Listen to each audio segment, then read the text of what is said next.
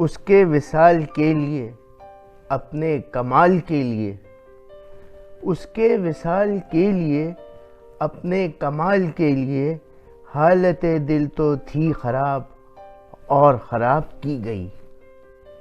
اس کے وصال کے لیے اپنے کمال کے لیے حالت دل تو تھی خراب اور خراب کی گئی۔ اس کی گلی سے اٹھ کے میں آن پڑا تھا اپنے گھر، اس کی گلی سے اٹھ کے میں آن پڑا تھا اپنے گھر۔ ایک گلی کی بات تھی اور گلی گلی گئی۔ یہ اشعار ان کی تخلیق ہیں کہ جن کے بارے میں محترم مجروح سلطان پوری صاحب نے فرمایا یہ شاعروں کا شاعر ہے۔ جی ہاں، جان ایلیا، سالگرہ مبارک۔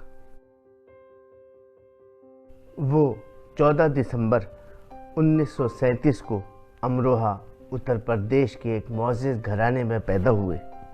اپنے بہن بھائیوں میں سب سے چھوٹا ہونے کی وجہ سے بے حد لاڈلے بھی تھے۔ ان کے والد شفیق حسن ایلیا کو فن و ادب سے بے حد لگاؤ تھا اور وہ خود بھی ایک اچھے شاعر تھے۔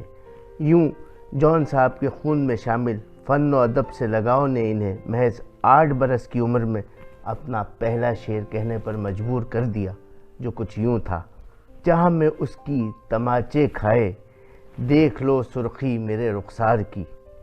ان کے اس شعر سے اندازہ لگانا مشکل نہیں کہ وہ بچپن ہی سے کس قدر حساس واقع ہوئے تھے۔ ان کی شاعری کا محور ایک خیالی محبوبہ تھی اور ان کے غصے کا نشانہ ہندوستان پر قابض انگریز۔ وہ امروہہ کے سید المدارس کے بھی طالب علم رہے، جس کا شمار بے حد معتبر مذہبی مراکز میں رہا ہے۔ حضرت علی کرم اللہ وجہہ سے ان کو خاص عقیدت تھی۔ وہ 1957 میں پاکستان آ گئے اور کراچی میں سکونت اختیار کی۔ چارہ سازو چارہ سازی سے درد بدنام تو نہیں ہوگا، چارہ سازو چارہ سازی سے درد بدنام تو نہیں ہوگا، ہاں دوا دو مگر یہ بتلا دو مجھے آرام تو نہیں ہوگا۔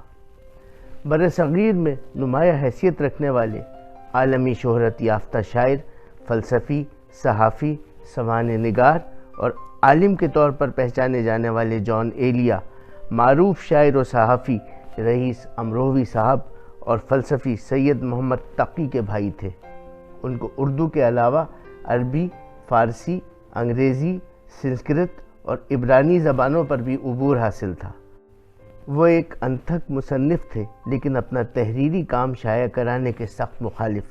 یہی وجہ تھی کہ ان کا پہلا شعری مجموعہ شائع کرانے پر انہیں اس وقت راضی کیا جا سکا کہ جب وہ 60 برس کی عمر کو پہنچ چکے تھے۔ آپ 8 نومبر سن 2002 کو کراچی میں انتقال کر گئے اور سخی حسن کے قبرستان میں اپنے بھائی رئیس امروہوی کے پہلو میں آسودہ خاک ہوئے۔ ان کی شاعری کے مزید مجموعے یعنی گمان، لیکن، گویا اور رموز ان کی وفات کے بعد شائع ہوئے۔